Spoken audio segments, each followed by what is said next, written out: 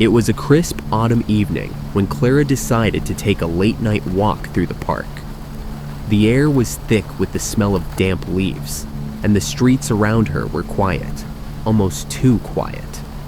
She loved the solitude of the night, the peacefulness that came with the soft rustling of trees and the gentle whisper of the wind.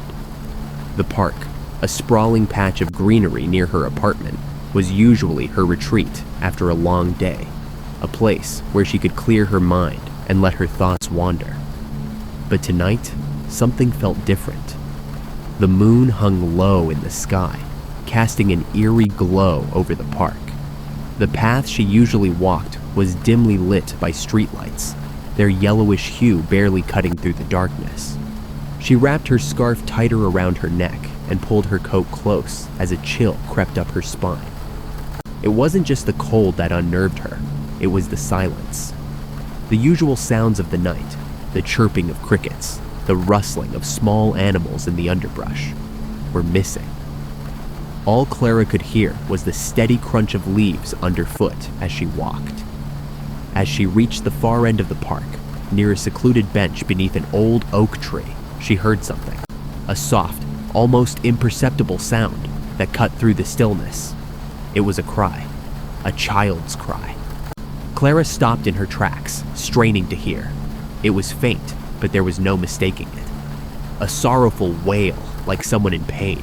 Her heart skipped a beat. "Hello?" Clara called out, her voice tentative, unsure. "Is someone there?" The cry came again, louder this time, followed by the unmistakable sound of someone sobbing. Clara's pulse quickened. Was there a child lost in the park? Her instincts as a responsible adult kicked in, and she hurried in the direction of the sound, her steps quick and determined. She rounded a bend in the path and found herself at the base of the old oak tree. There, sitting on a weathered bench, was a small child. The figure was hunched over, face hidden in his hands, trembling as they cried. The child's clothes were ragged, and his bare feet dangled off the edge of the bench. Clara approached cautiously, unsure of what to do. "Hey, are you okay?" Clara asked softly, her voice full of concern. "What's wrong?" The child didn't answer. They just sat there, rocking slightly back and forth, still sobbing. Clara knelt down beside them, feeling a wave of sympathy wash over her. "Hey, it's okay. Let's get you home, all right?" She reached out a hand to comfort the child, but as soon as her fingers brushed against his tiny hand, a coldness shot through her. It was as though she had touched ice, something impossibly cold and unyielding. The child's hand, so small and delicate, felt wrong.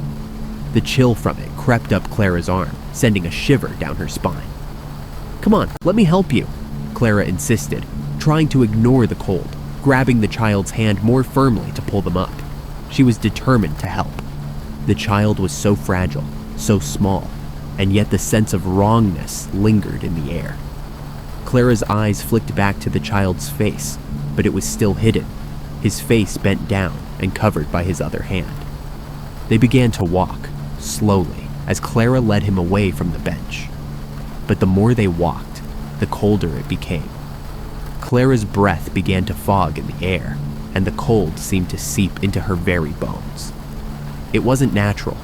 The chill wasn't just the autumn air. It was something else, something unnatural. She glanced down at the child's hand. It was colder now, colder than it should be. Her breath caught in her throat. The chill was intensifying. Clara slowed her pace, looking at the small figure beside her. The child's steps were slow, uneven, but there was something wrong with the way he moved.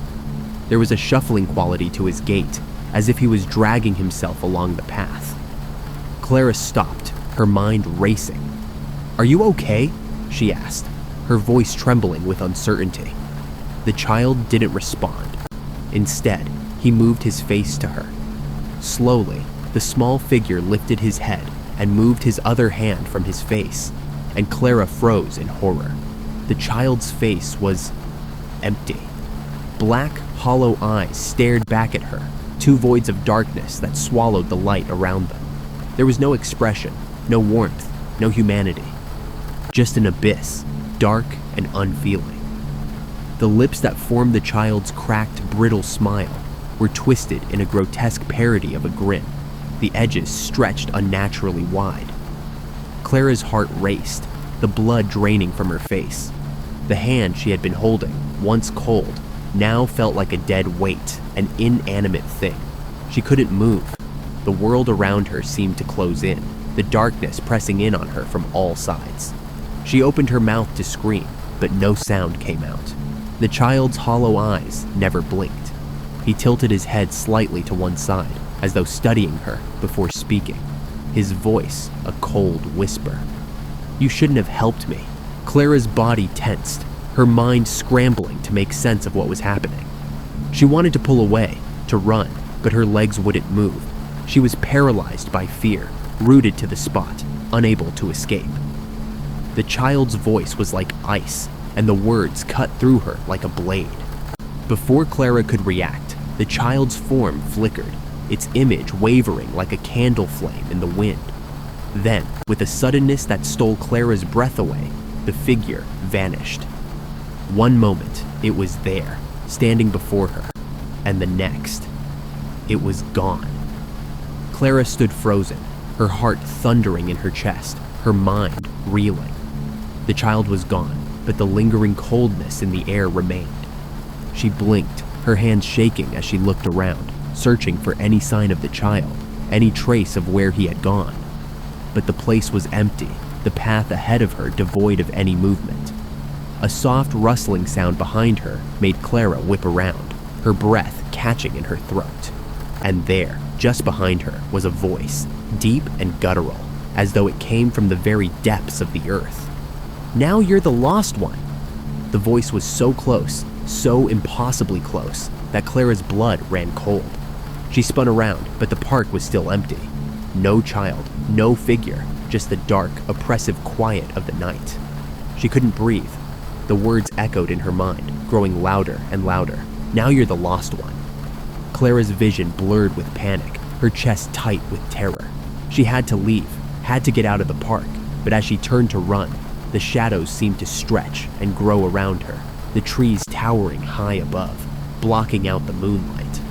The path ahead of her twisted and shifted, as though the park itself was changing, turning into something unfamiliar, something hostile. She ran, her footsteps pounding against the path, but the deeper she went, the more lost she felt.